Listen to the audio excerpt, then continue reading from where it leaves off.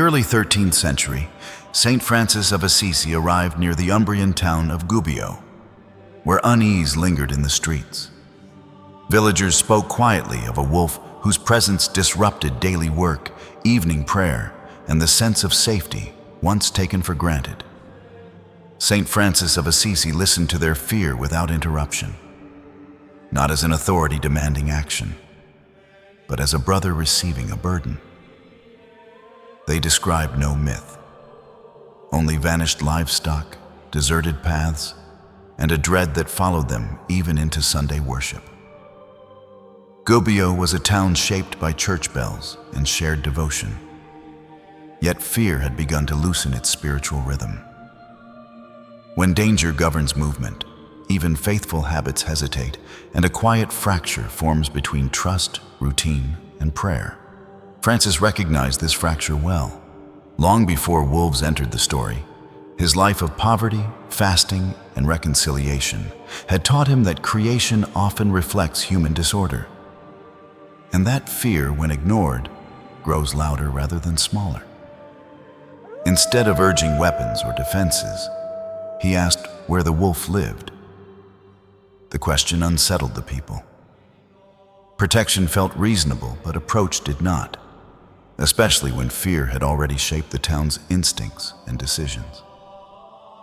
Beyond Gubbio, the road grew still as Francis walked alone, carrying no weapon, only prayer shaped by years of disciplined humility. Each step expressed a belief learned slowly. Peace is not forced upon creation, but patiently invited. Later witnesses would say the forest itself seemed to pause.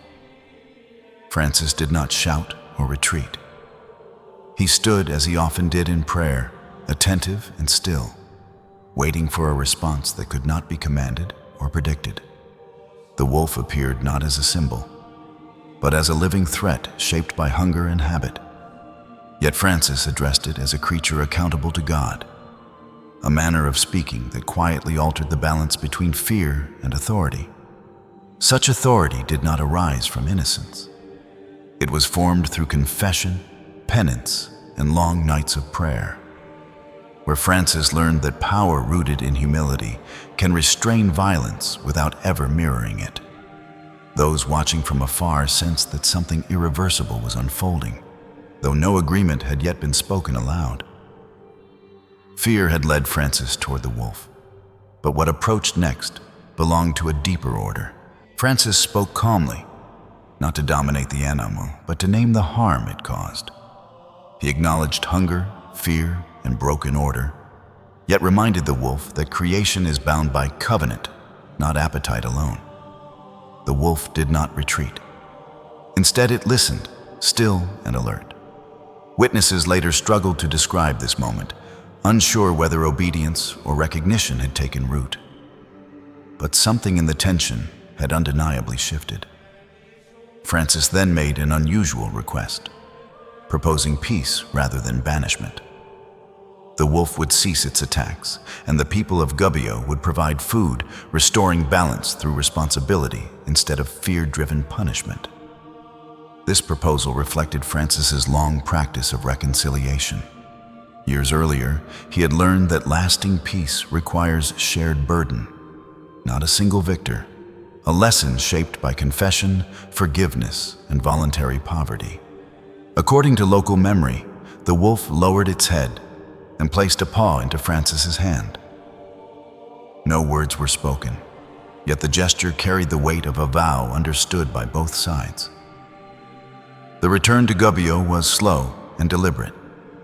Francis walked beside the animal, visible to the townspeople who watched from doorways and church steps, uncertain whether to flee, pray, or trust what they saw. When the wolf entered the town without violence, fear loosened its grip.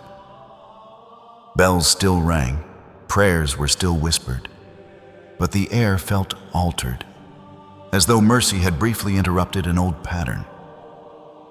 In the days that followed, the agreement held.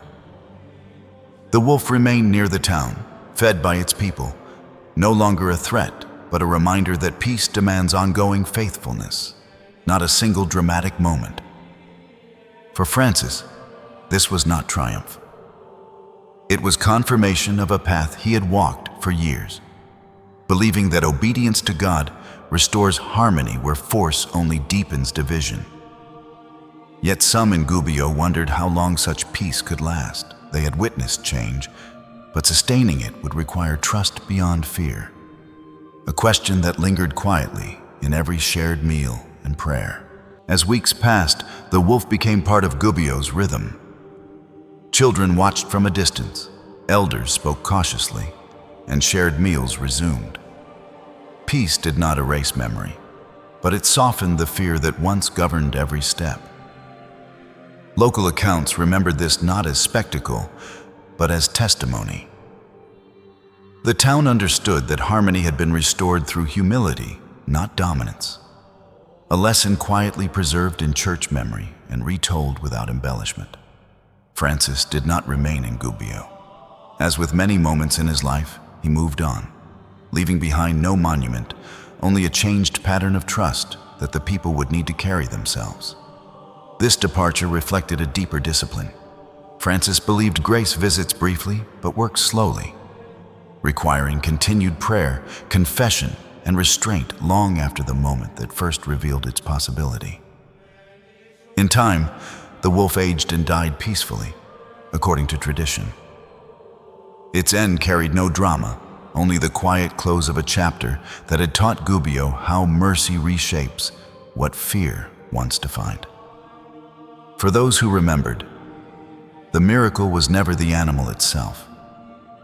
It was the reordering of hearts, the restoration of trust, and the reminder that creation responds when addressed through obedience rather than control. Church gatherings in Gubbio carried this memory forward. During prayer and confession, the story surfaced not to impress, but to instruct, guiding believers toward reconciliation in conflicts far closer than a forest edge. Francis's life would later be remembered for many acts of faith.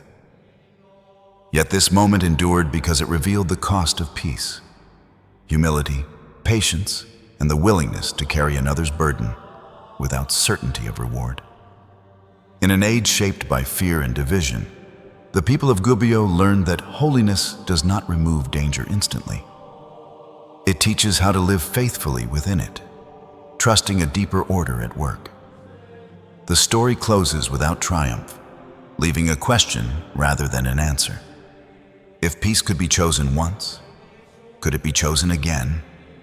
Whenever fear rises and obedience quietly asks for courage,